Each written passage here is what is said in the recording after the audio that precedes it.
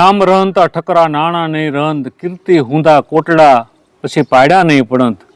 એક ગામમાં એક નગર શેઠ અને નગર શેઠનો એક દીકરો અને એનું નામ સાચું તો કપૂરચંદ હતું પણ ગામ આખાએ ઉપનામ પાડ્યું. આમાં દરેક ગામમાં આવી એક ટેવ હોય, તમે જોઈજો, શેગો પાડ્યો હોય ને ટેગો પાડ્યો હોય એવા ઉપનામ હોય.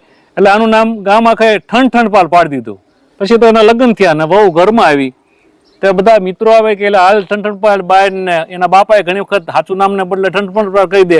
હગાવાલા આવે તો એમ કે ક્યાં ગયો ઠંડ થાય એની બહુ કે આ ગામ નગર શેઠનો છોકરો વળી ઠંડ નામ તે એને ખોટું એક દી લાગ્યું ને તે નાના પિયર હાલતી થઈ ગઈ. બરોબર ગામના પાદર પહોંચે ને તો એક માજી હતા, એ છાણા વીણતા હતા.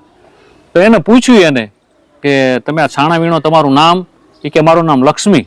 ઓહો, કે નામ લક્ષ્મી પાસે છાણા વીણે છે. થોડેક આગળ ગયા ને તો એક ભાઈ ભીખ માગતા હતા કે તમે ભીખ માગો, નામ શું તમારું? એ કે ધનપાલ.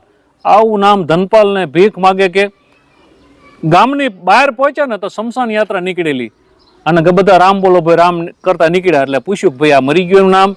એ કે એનું નામ અમરભાઈ નામ હતું ને એને અમરતે કહેતા બધા.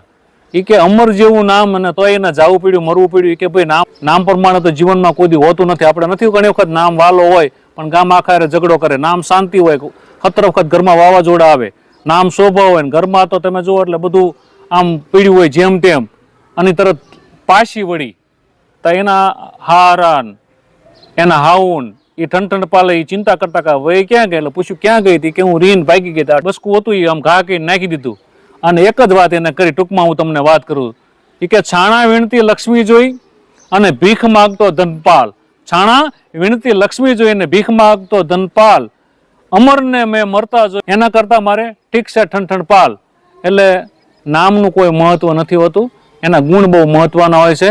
આભાર, ધન્યવાદ.